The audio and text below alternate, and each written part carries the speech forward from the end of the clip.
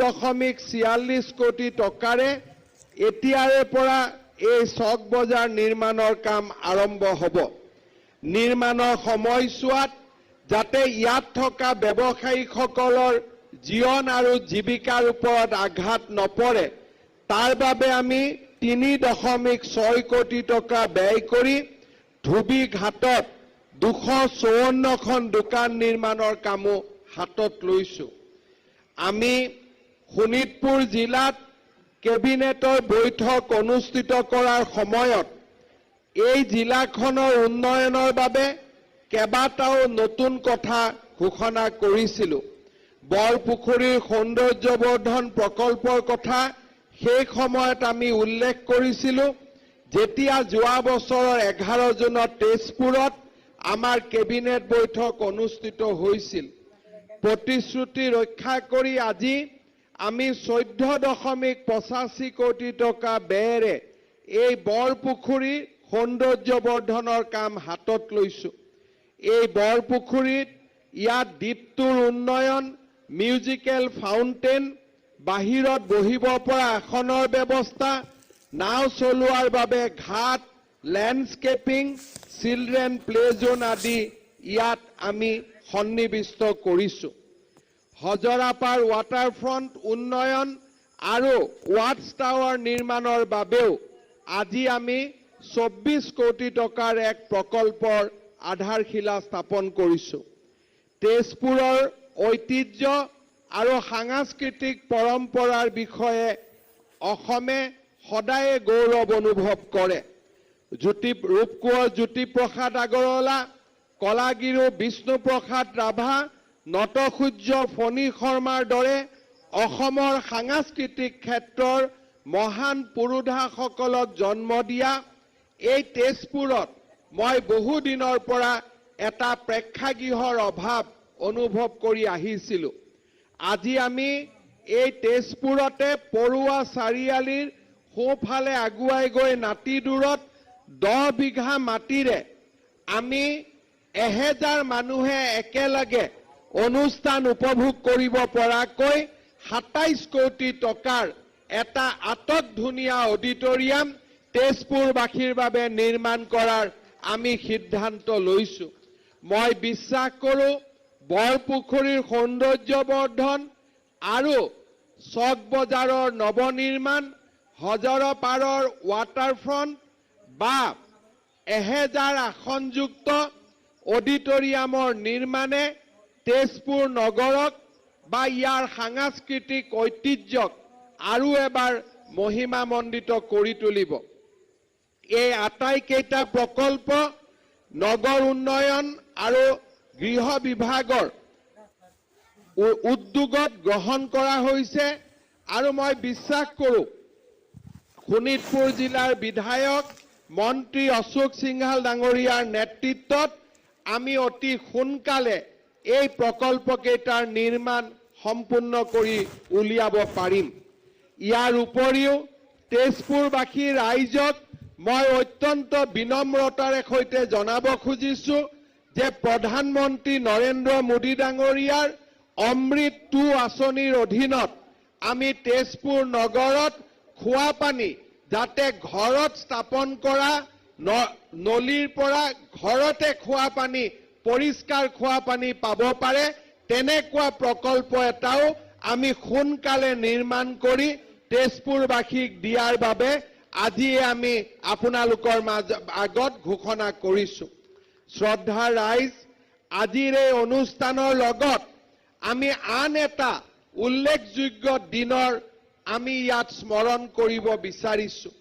যোৱা বছৰ মোৰ যিমান দূৰ মনত পৰে 6 এপ্ৰিল অথবা 7 এপ্ৰিলত তেজপুৰৰ এই ফিল্ডতে শোণিতপুৰ জিলাৰ বিহুৱা বিহুৱতীসকলৰ আমি প্ৰদৰ্শন চাইছিলো।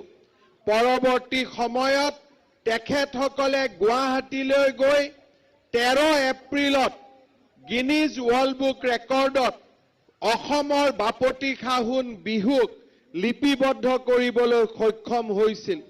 14 এপ্ৰিলত প্ৰধানমন্ত্ৰী নৰেন্দ্ৰ মোদী ডাঙৰীয়াৰ সন্মুখত মুগাৰ সাজপাৰ বিহুৱতীৰ পৰম্পৰাগত সাজ বেশাৰে যি বিহু নৃত্য প্ৰদৰ্শন কৰিছিল সি অসম আৰু অসমীয়াক জগত সভাত প্ৰতিষ্ঠা কৰিবলৈ সক্ষম হৈছিল। সেই সময়তে আমি অসম চৰকাৰৰ হৈ ঘোষণা কৰিছিলোঁ যে প্ৰত্যেকগৰাকী বিহুৱতীক আমি একোখন সন্মান পত্ৰ দিম, আমি একোখন স্কিল চাৰ্টিফিকেট দিম আৰু লগতে তেখেতসকললৈকে আমি 25,000 টকাৰ এটা মাননীও আগবঢ়াম। আজি অসমত 30 আৰু 1 তাৰিখ এই দুইটা দিনত অসমৰ প্ৰতিখন জিলালৈ অসম মন্ত্ৰীসভাৰ মন্ত্ৰীসকল গৈ এই বিহুৱতীসকলক সন্মান জনাব আৰু তেওঁলোকৰ বেংক একাউণ্টত 25,000 টকাকৈ জমা দিয়াৰ যি আমাৰ প্ৰতিশ্ৰুতি আছিল সেই প্ৰতিশ্ৰুতিও পূৰণ কৰিব। আমি কিমানে ভাবিছিলোঁ টকাটো পাম বুলি, কিমানে ভাবিছিলোঁ হাত ডাঙক আৰু কিমানে ভাবা নাই, আৰু কিমানে ভাবিছিলোঁ যে এইটো মিছাই কৈছে নাপাম বুলি। সকলোৰে বিশ্বাস আছিলে? ডাঙৰকৈ ক'ব লাগিব, মই শুনা নাই। বিশ্বাস আছিলে নে নাই? আমাৰ শোণিতপুৰত ডিচি আৰু SP বহুত কনজুজ হয়। ষ্টেজখন ইমান দূৰত পাতি দিছে। তেওঁলোকৰ অলপ আগতে লিচু বাগানতো সাংবাদিকসকলৰ ওপৰত কিবা কিবি কৰিছে। মই ৰাজহুৱাভাৱে কৈছোঁ, মই ডিচি আৰু SPৰ এই কামটোক মই ভাল পোৱা নাই আৰু মই ইয়াতে ৰাজহুৱাভাৱে কৈছোঁ। যি নহওক, আমাৰ ছোৱালীকেইটাক মই দেখাই পোৱা নাই, ইমান দূৰত আছে। ল'ৰাকেইটাকো দেখা পোৱা নাই, হয়নে নহয়? মিটিঙৰ পিছত মই গৈ আছোঁ তাতে, ঠিক আছে? যি নহওক, আজি আমি সকলোৱে ইয়াত লগ হৈ আমাৰ যি 12,000 বিহুৱতী, আনকি ৰিজাৰ্ভত থকা আৰু বিহুৱতীলৈকেও আমি 25,000 টকা আমি আগবঢ়াইছোঁ আৰু আজিৰ ভিতৰতে আপোনালোকৰ বেংক একাউণ্টত সকলোৱে এই পুঁজি পাব। মই আপোনালোকক আকৌ এবাৰ ধন্যবাদ আৰু কৃতজ্ঞতা জনাইছোঁ। এতিয়া মই আমাৰ বিহুৱতীসকলক এটা নতুন দায়িত্ব দিব খুজিছোঁ। আমাৰ ৰাজ্যখনত 28,000 গাঁও আছে।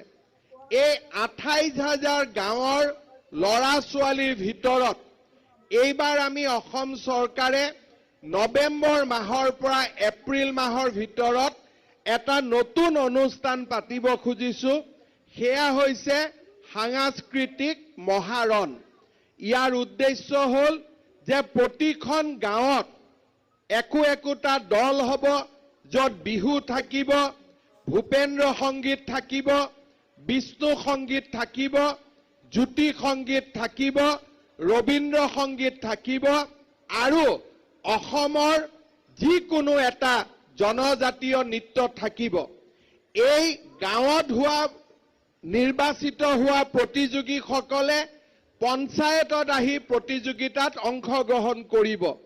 পঞ্চায়তত যিসকল জিকিব তেওঁলোকে সমষ্টিত আহি এই প্ৰতিযোগিতাত অংশগ্ৰহণ কৰিব আৰু সমষ্টিত যিসকল জিকিব তেওঁলোকে জিলাত আহি এই প্ৰতিযোগিতাত অংশগ্ৰহণ কৰিব আৰু জিলাত যিসকল হ'ব বিজয়ী হ'ব তেওঁলোকে গুৱাহাটীত এখন বিশাল ডাঙৰ প্ৰতিযোগিতাত অংশগ্ৰহণ কৰাৰ সুবিধা পাব। মই আমাৰ ডিচিসকলক কৈছোঁ যে গাঁও, পঞ্চায়ত আৰু সমষ্টিত এই সাংস্কৃতিক মহাৰণ অনুষ্ঠান আমি যি পালন কৰিম তাৰ উদ্যোক্তা হিচাপে আমাৰ বিহুৱতীসকলৰ সহায় আৰু সহযোগিতা ল'বৰ বাবে মই আমাৰ ডিচিসকলক কৈছোঁ আৰু আমি সকলোৱে সহায় সহযোগিতা কৰিব লাগিব। কৰিম নে নাই?